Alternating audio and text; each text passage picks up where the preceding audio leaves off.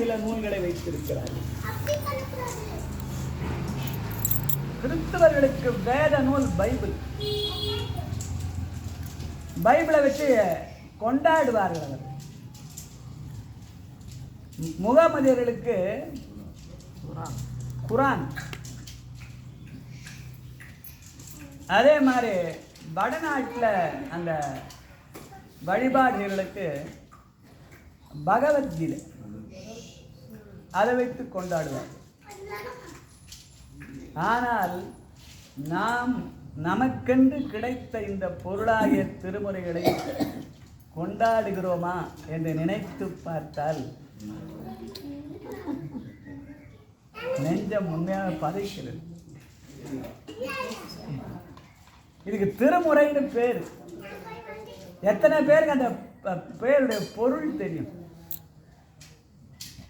திருமுறைக்கு அர்த்தம் தெரியுமா? தெரிஞ்சவங்க சொல்லலாம்.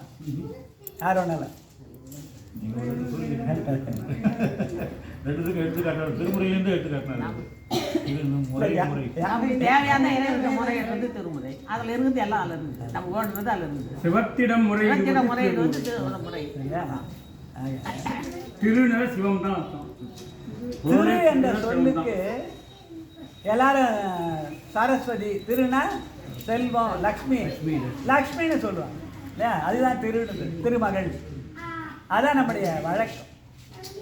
ஆனால் இதுக்கு திருமணம் பேசுவாங்க. இதுக்கு லக்ஷ்மிக்கு என்ன சம்பந்தம்? எங்கேயாவது லக்ஷ்மியை பற்றி என்ன இருக்குது அதில் இல்லையா? அப்போ திரு என்ற சொல்லுக்கு லக்ஷ்மின்னு நம்ப வைக்கல பேர். யாரோ வச்ச பேர் இது இல்லையா? அது வடநாட்டு மரபு. நம்முடைய சைவம் என்பது தனித்தன்மை உடைய. திரு என்ற சொல்லுக்கு சிவம்னு பொருள். சொன்னவர் யாரு? மணிவாசகர். தவமே புரிந்திலன் தன்மலரிட்டு முட்டாது அடியே இறஞ்சேன் அவமே பிறந்த அருவினையேன். வெறுமனே வேஸ்டா போயிட்டப்பா, ரொம்ப வேஸ்டா போயிட்டா. அவமே பிறந்த அருவினையேன், மியர் வேஸ்ட். உனக்கு அன்பருள் யான் சிவமே பெரும் திரு. சிவமாகிய திருவை நான் அடையவில்லை என்று சொன்னவர் மாணிக்கவாசகர். அவர் தான் அடைந்தவர். ஆனா அவர் சொன்னார், நமக்காக சொல்லி காட்டினார், திருவாகிய சிவத்தை நான் அடையவில்லை என்று அந்த படியை தன்மேலே ஏற்று. அதனாலே திரு என்ற சொல்லுக்கு சிவம் என்று பொருள். முறை என்ற சொல்லுக்கு இறைஞ்சுதல் பேர். முறையிடுதல். அது நம்முடைய திருநெல்வேலி பதிகத்தில் ஞானசம்பந்த பெருமான் சொல்லி காட்டார். பைங்கண்பால் அரவணை அவனோடு மலரும் காண அங்கான அவரவர் முறை முறை இறைஞ்ச நின்றார். முறை முறைன்னு சொல்லி 2 முறை சொன்னேன். பெருமானிடத்தை முறையிடுது, அதை முறையாக இடுது, உரிய முறையிலே இடுது. அவரவரும் முறை முறை இறைஞ்சு. அப்ப சிவனிடத்திலே இறைஞ்சுது. என்னத்தை இறைஞ்சது? எனக்கு சொத்து வேணும், சுகம் வேணும், வீடு கட்டணும், நல்லா படிக்கணும், நல்லா பொண்டாட்டி வேணும், நல்லா இது வேணும். ஆனால் என்னுடைய வினைப்படி அமையும். நீ என்ன கேட்டாலும் உனக்கு உன்னுடைய வினை என்னவோ அதுக்காக தான் அமையும். அவரவர் வினை வழி அவரவர் வந்தனர், அவரவர் வினை வழி அவரவர் அனுபவம். எவர் எவருக்கு உதவிலர் எவரவருக்கு உதவினர் அவர் நினைவது தம்மை நினைவது. நீ என்னதான் பெருமாட்டில் வேணாலும் உன்னுடைய வினைக்கு ஏற்ற மாதிரி தான் அமையும். ஏன்னா அவனுடைய வேலையே அதான். நீ செஞ்ச வினை உன்னிடத்தை கொண்டு போய் சேர்க்க வேண்டிய. அவனுக்கு ஊட்டின்னு பேர். ஊட்டினா எல்லாரும் நீலகரையை நினச்சிக்கிறோம் இல்லையா? ஆனால் பெருமானுக்கு ஊட்டின்னு பேர். சாத்திரத்தில் வர அந்த சொல்லு ஊட்டி என்ன. அவன் ஊட்டுகிறான், அதனால அவனுக்கு ஊட்டின்னு பேர். நாம் எங்கே ஊட்டி வந்து இங்கிலீஷ் வேர்டு. நீலகிரிக்கு ஊட்டி அவங்க போய் வச்சுட்டாங்க, அதனால ஊட்டினா நீலகரை நினச்சிக்கிறோம். ஆனால் ஊட்டி என்ற தமிழ் சொல்லுக்கு பேரு பெருமான் நமக்கு நம்முடைய வினைக்கு ஏற்ற மாதிரி இன்ப துன்பங்களை ஊட்டுகிறான். அந்த பெருமானிடத்திலே நாம் எதை இறங்க வேண்டும்? இந்த பிறவி மண்ணிலே பிறந்து இறந்து மண்ணாவதற்கு ஒருப்படுகிறது. அதிலிருந்து மாறி நான் இரவாத இன்ப அன்பு பெற வேண்டும் என்று இறைஞ்ச வேண்டும். அதுதான் காரைக்கால் அம்மையார் வேண்டும்.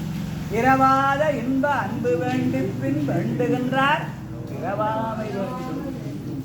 முதல்ல இரவாமை தான் பிறவாமை வரும். நான் பிறக்கவே கூடாது, நான் பிறந்துட்டு அப்புறம் பிறக்கூடாது. எப்படி பிறந்தாச்சு இல்லை? அதனால நான் இந்த முதல்ல இரவாமை வேண்டும். இந்த உடம்பை விட்டு நான் இறக்கக்கூடாது.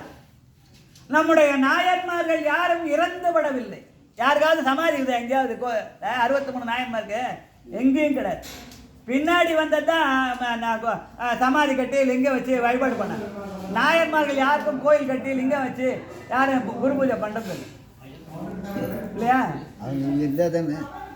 அவர் என்ன பண்ணார்கள்? இந்த உடம்பு ஐம்பூதங்களால் ஆனது. நிலத்திலே மண்ணிலே இருந்து பிறந்தார்கள், நீர் மூலமாக வாழ்ந்தார்கள், அப்புறம் நெருப்பின் மூலமாக அவர்கள் போய் சேரவில்லை, காற்றின் மூலமாக ஆகாயத்திலே கலந்தார். பெருமான் அப்படியே கொண்டு போயிட்டான். இந்த உடம்பை விட்டுட்டு இல்ல, உடம்பை எடுத்து கொண்டு போனார்.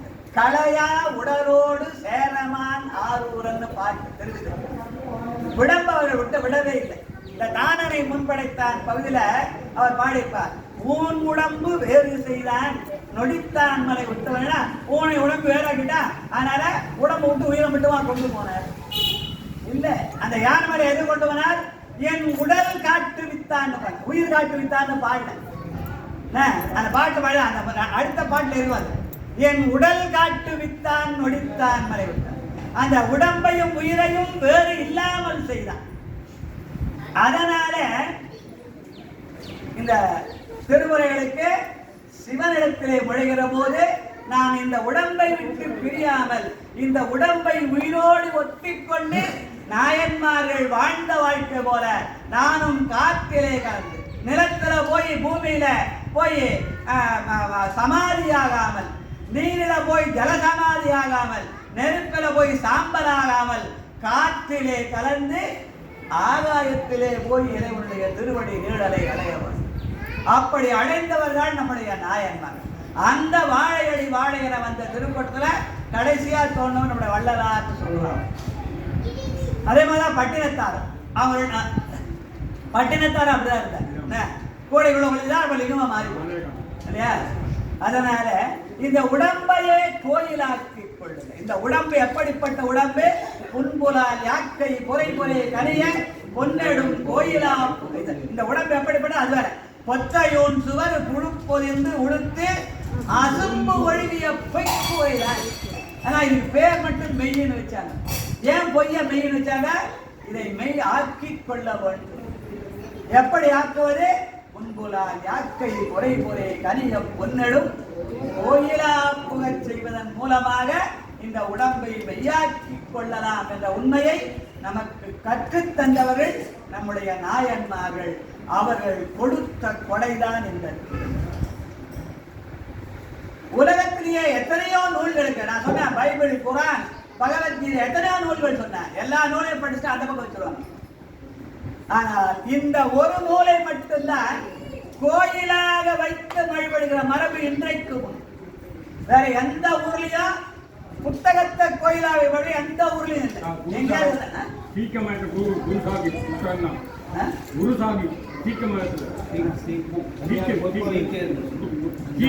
புத்தகம் தான் கடவுளை புத்தகத்தை வழிபட புத்தகத்தை வழிபடுறாங்க. புத்தகம் தான் வழிபடுறாங்க. சீக்கிரம் அமிர்தசரஸ்ல அதான் இருக்குது. ஒரு கோயில்ல அதான் இருக்குது. மரபு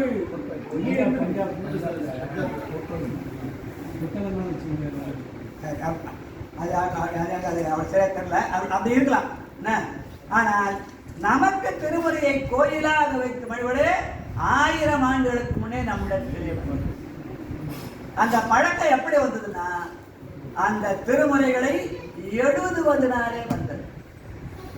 அதற்கான அதுக்கு பேர் என்ன? எழுதும் மறை. எழுதுமறை மொழிந்தபிரான் அப்படின்னு சொல்லுவாங்க. அந்த இந்த பாட்டு அந்த சோழேசன் பாண்டியன்ல சொல்லுவார். எழுதுமறை மொழிந்தபிரான் அப்படின்னு சொல்லுவார். அதை உட்காந்து கைப்பட எழுதினார். ஞானசம்பந்த பெருமானுடைய தேவாரத்தை அவருடைய தாய் மாமன சம்பந்த சரணயன் எழுதி பக்கமாக கட்டி வச்சிருக்கார். அதுல இருந்தா எடுத்தாரு திரு நல்லாட்சி உற்பத்தி.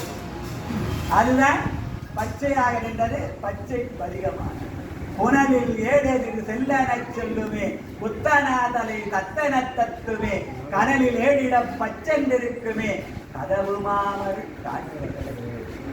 அதனால இந்த திருமுறைகளை எழுதி வழிபடுவது என்பது நம்முடைய பண்டைய மரபு. அதனால இன்னைக்கு நம்ம எல்லாரும் திருவாசகம் புத்தகம் நிறைய பண்றோம். 14 காணும். இப்ப நிறைய பேர் படிக்கிறாங்க. அது எதனால வந்தது? சிவபெருமான் தன் கைப்பட எழுதினார். என்னைக்கு? ஆனி ஆயில் தண்ணி ஆனி மகத்துல அவருடைய குரு பூஜை முந்தன் நாள் இரவு மணிவாசரை கூப்பிட்டு உட்கார வச்சு, நீ சொன்னதெல்லாம் சொல்லுப்பா, உனக்கு முன்னாடி அடியார் யாரும் எழுதல, நான் எழுதுறேன்னு சொல்லி அவர் உட்காந்து எழுதினார். எழுதி சும்மா எழுதுற கைச்சாத்திட்ட பாவை பாடிய வாயால் கோவை பாடுக என்று சொல்லி திருச்சிற்றம்பலக்காரையும் பாட வச்சு என்ன பண்ணாரு? பாதவூர் அடிகள் சொல்ல அழகிய சிற்றம்பலமுடையான் எழுதியது என்று கைச்சாத்திட்டு அந்த திருக்கடிற்றுப்படியில வைத்தார். அதனால்தான் நீங்க திருவாரகத்தன்னைக்கு முற்றுவார். அதனால இந்த திருமுறைகளை எழுதி வாசித்தல் என்பது ஒரு மரபு. இங்க நம்முடைய திருக்கழுக்குன்றத்துல இந்த திருமுறையெல்லாம் நமக்கு கொடையாக கொடுத்த அந்த நால்வர் பெருமக்களை அவர்கள் அவருடைய தேவார திருவாசகத்தின் மூலமாக குடமுழுக்கு செய்ய வேண்டும் என்று ரொம்ப நீண்ட நாளா முயற்சி பண்ணாங்க. எனக்கு புத்தி தெரிஞ்சு 1978 அழகரடிகளார் இங்க இந்த குடமுழுக்க செய்து வைக்கிறார். அப்ப திருமுறை செய்யலான்னு சொன்னப்ப கோயிலார் ஒத்துக்கல. அப்புறம் வடமொழி தான் நடந்தது. அதுக்கப்புறம் ஒரு 12 வருஷம் கழிச்சு 90ல மீண்டும் முழுக்க செய்யணும்னு சொல்லி ஆரம்பிச்சு தமிழை செய்யறது ஆரம்பிச்சு போராடி